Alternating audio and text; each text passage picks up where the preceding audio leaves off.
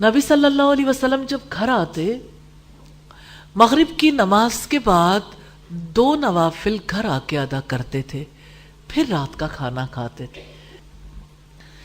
تو آپ صلی اللہ علیہ وسلم کی شام کا آغاز شام کے اذکار کے ساتھ، پھر نماز کے بعد 2 رکعت نماز نفل، پھر رات کا کھانا۔ آپ صلی اللہ علیہ وسلم اپنے گھر والوں کے ساتھ وقت گزارتے، اور پھر جب عشاء کی نماز کے لیے اذان دی جاتی، اور عموماً ایسا ہوتا تھا کہ عشاء کی اذان لیٹ ہوتی تھی، یعنی ہمارے یہاں عشاء کی اذان جلدی ہو جاتی ہے، تو آخری اذان لیٹ ہوتی تھی، اور آپ صلی اللہ علیہ وسلم عشاء کی نماز قدر تاخیر سے ادا کرتے تھے۔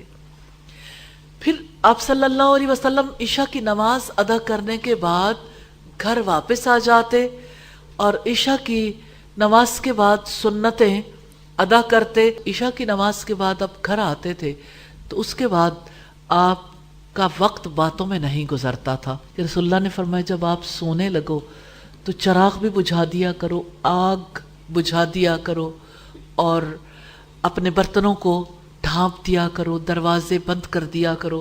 احتیاطیں ہیں نا، فطری طریقے ہیں۔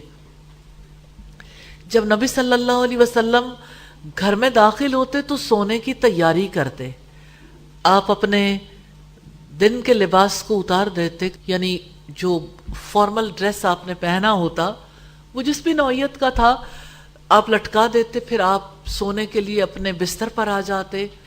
نبی صلی اللہ علیہ وسلم ایک چیز مس نہیں کرتے تھے، وہ کون سی چیز تھی جس کو اپنے پاس رکھتے تھے؟ مسواک۔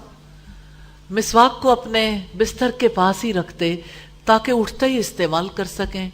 اور آپ کا سونا بھی کیا ہی خوب سونا ہے کہ آپ دائیں کروٹ پر سوتے اور اپنا دایاں ہاتھ دائیں گال کے نیچے رکھتے۔ اگر نیند کے دوران کروٹ لیتے تو اللہ کا ذکر کرتے ہوئے۔ ظاہر ہے جس کے دل میں اللہ تعالیٰ کی یاد ہو، اللہ تعالیٰ کے ساتھ جس کا خصوصی تعلق جڑا ہوا ہو، وہی رات کو اللہ تعالیٰ کو یاد کرتا ہے۔ تو رسول اللہ کا دل اللہ تعالیٰ سے جڑا ہوا تھا۔ آپ صلی اللہ علیہ وسلم سونے سے پہلے بھی اپنے آپ کو اللہ تعالیٰ کے حوالے کر کے سوتے تھے۔ آپ کا سونا بھی کیا ہی خوب سونا تھا۔ آپ سونے سے پہلے آیت الکرسی پڑھتے، اور رات بھر حفاظت کے لیے سورہ البقرہ کی آخری 2 آیات جو عرش کے خزانوں تلے کا خزانہ ہے، یہ آیات پڑھتے۔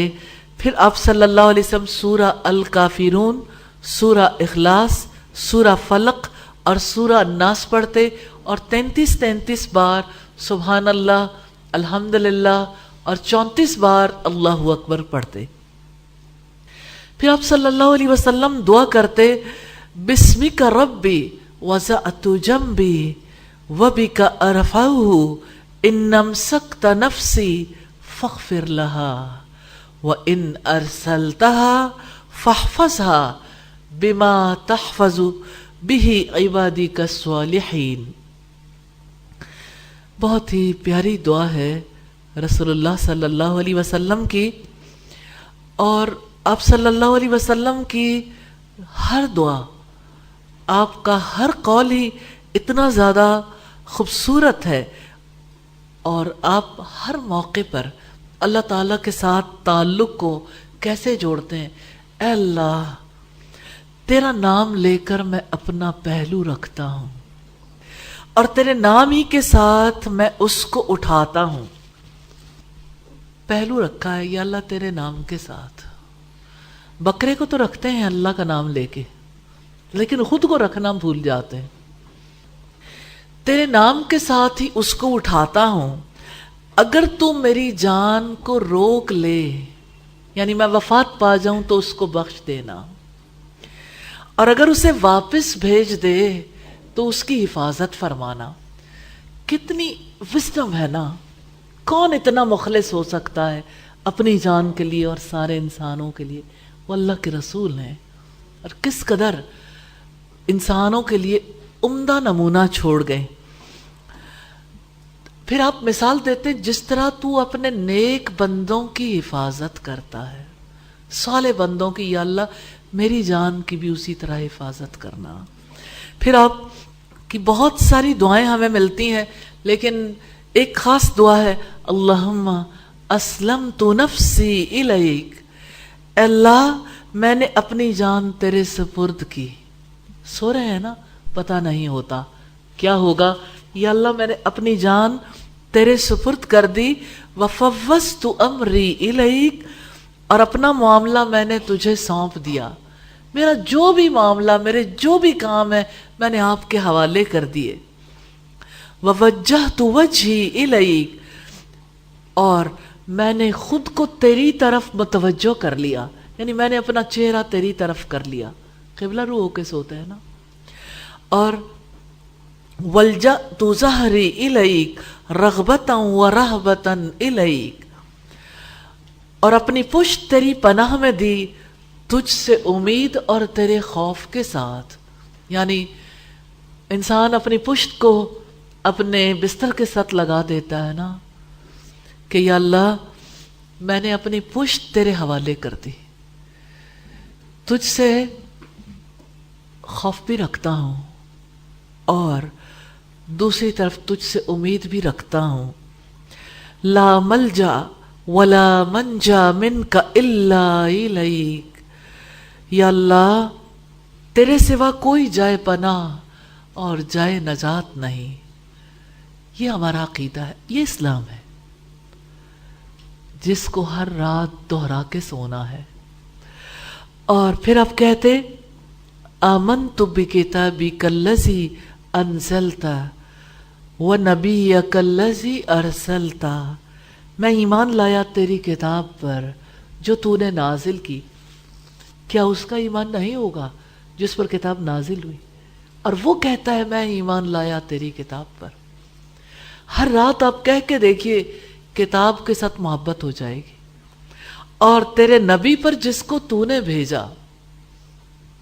پھر اسی طرح سے آپ دعا کرتے تھے، اللہم عالم الغیب والشہادہ، اللہ اے ظاہر اور پوشیدہ سب کچھ جاننے والے، آسمانوں اور زمین کو پیدا کرنے والے، ہر چیز کے رب اور اس کے مالک، میں اس بات کی گواہی دیتا ہوں کہ تیرے علاوہ کوئی معبود نہیں، میں اپنی ذات کے شر، شیطان کے شر اور اس کے شرک سے تیری پناہ میں آتا ہوں۔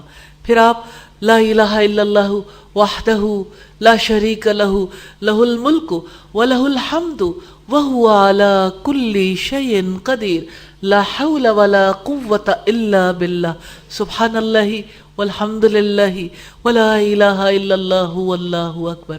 ایسا لگتا ہے نا نیند بہت بڑا کام ہے، یعنی ابھی سونے جا رہے ہیں، اور واقعتاً بہت بڑا کام، کیونکہ نیند میں پتہ نہیں ہے کیا ہوگا، جان رہنی ہے نہیں رہنی، لیکن ہر رات سونے سے پہلے آپ کس طرح اپنے ہر معاملے کو اللہ تعالیٰ کے سپرد کر کے اللہ تعالیٰ کی تسبیح، اس کی حمد اور اس کی پاکیزگی بیان کر کے اور اس کی وحدانیت کا اعتراف کر کے اس کی بڑائی بیان کر کے سوتے تھے۔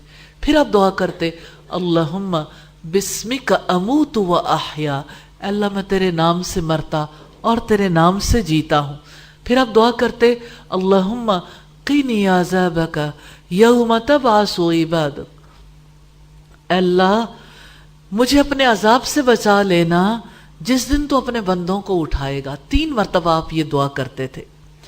اسی طرح سے آپ صلی اللہ علیہ وسلم نیند آنے تک اللہ تعالیٰ کا ذکر کرتے تھے، سبحان اللہ سبحان اللہ سبحان ربی سبحان اللہ سبحان اللہ سبحان ربی، پاک ہے اللہ پاک ہے اللہ، میرا رب میرا رب میرا رب پاک ہے۔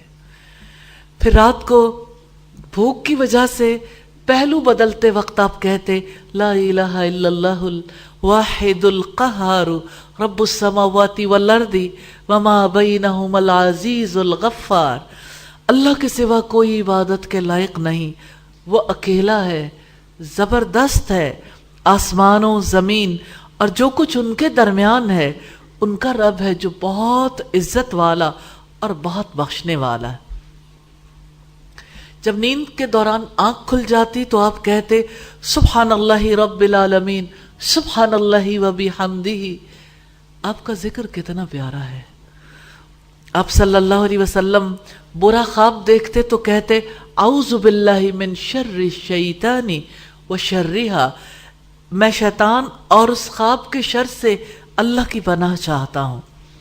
اسی طرح آپ صلی اللہ علیہ وسلم سورہ الملک پڑھتے اور سو جاتے، یوں یعنی یہ آپ کی آخری ایکٹیویٹی ہوتی نیند سے پہلے۔ آپ صلی اللہ علیہ وسلم اللہ تعالیٰ سے اپنا دل پوری طرح سے جوڑ کے سوتے تھے۔ پھر جب آدھی رات گزر جاتی، جب آپ سوتے ہیں، وہ وقت ہوتا ہے جب عام طور پر ہمارے ہاں لوگ سوتے، اس وقت آپ دوبارہ اٹھ جاتے تھے۔ اپنی نیند کو سنت کے مطابق کر لیں۔ اول رات سونے کی ہے، ریلی سائنٹیفکلی ثابت ہو چکا ہے سب سے اچھی نیند کس وقت پہ آتی ہے۔ نیند کے بھی سائیکلز ہوتے ہیں نا، تو ان سائیکلز کو اللہ تعالیٰ نے انسانوں کو بھی سمجھایا ہے کس وقت اچھی نیند آ سکتی ہے۔ جو آپ کو سب سے زیادہ فریش اپ کر سکتی ہے وہ ارلی نائٹ کی نیند ہے۔